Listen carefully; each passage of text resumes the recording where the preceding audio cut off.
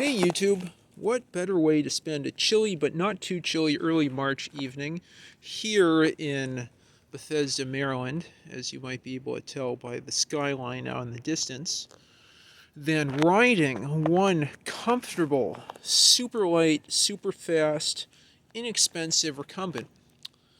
This recumbent that I just rode to Mount Pleasant and back, a distance of 12.54 miles, is a BikeE CT RoadE Edition.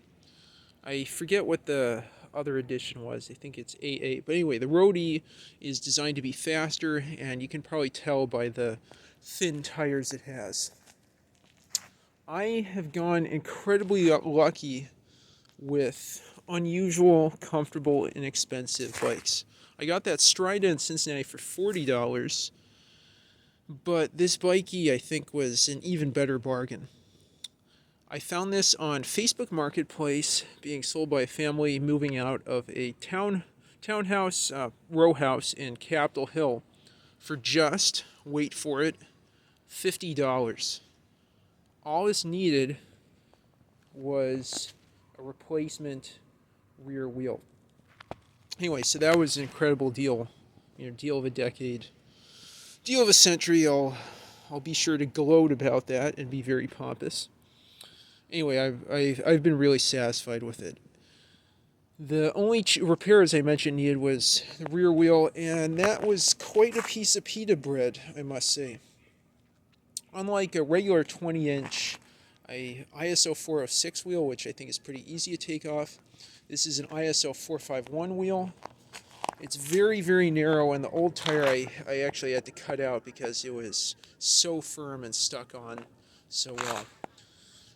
But after a very hard evening's work, I was able to put on this new $20 with shipping Primo Comet narrow recumbent tire, and that served me well, almost 200 miles now.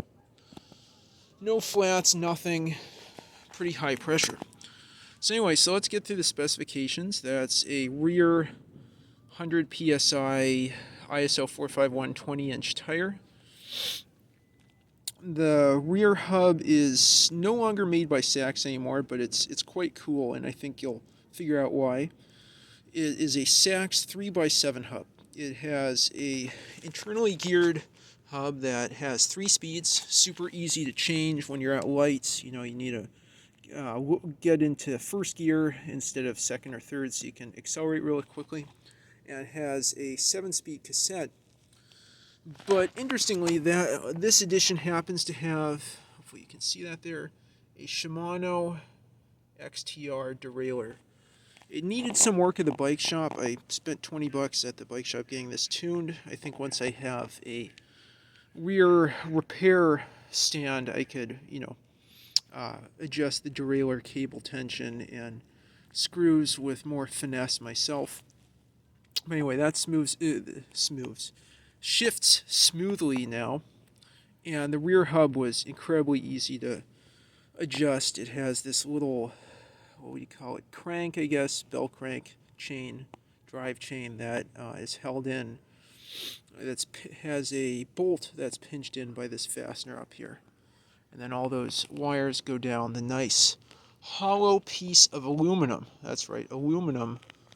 That is, as Stephen Colbert would say, the frame of the bike. Super light aluminum. Very easy to, well, that's not a good example, but very easy to lift. Anyway, so that's the back. The chain is the length of 2 bicycle chains.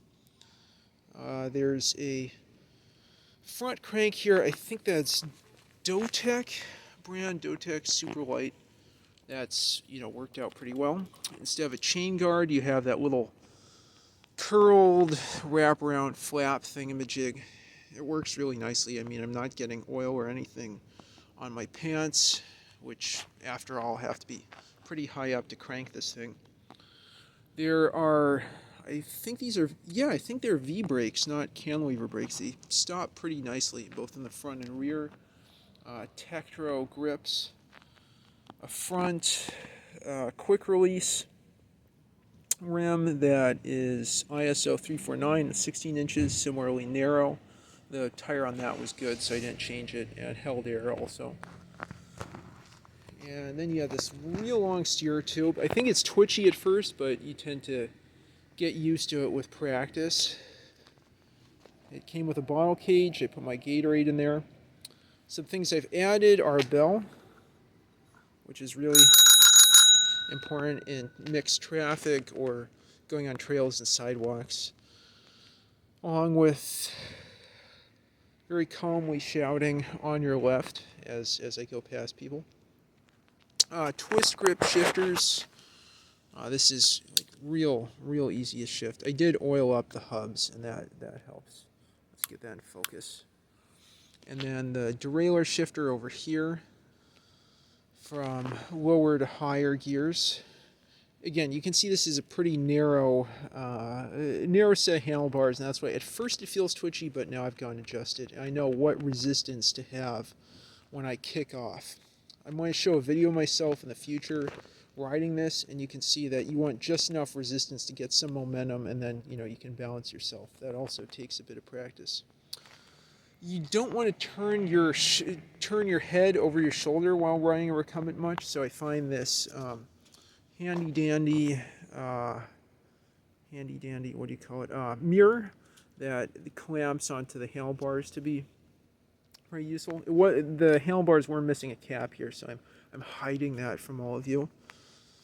And let's see if there's anything else. Pretty nice pedals. I'm working on pulling back and pushing forth to get real powerful strokes. There's unfortunately a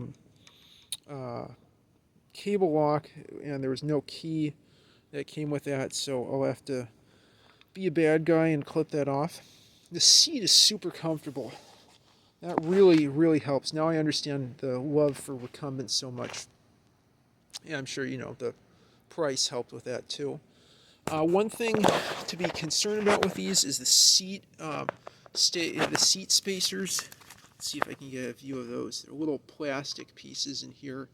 Eventually snap, and then this will slide around. It will even fly off. So fortunately, you can get those, I think, 3D printed, these plastic seat stays, especially on the newer ones. This one's was pretty solid. Yeah, you can see those seat stays in there. Yeah, so those eventually will crack, and then the seat's not secure anymore. Big problem. Yeah, but I think for $25 you can get a set of 4, and for the amazing ride you get out of this, that's chump change. Again, the longest ride I've done on this is 33 miles out to Oxon Hill, Maryland, and back via Northern Virginia. It fits on the DC Metro, which is amazing. Although, that's why it's good, to have a free hybrid bike, a cheap folding bike, and then this, all different purposes and wearing them evenly. But I can't wait to take this on longer rides.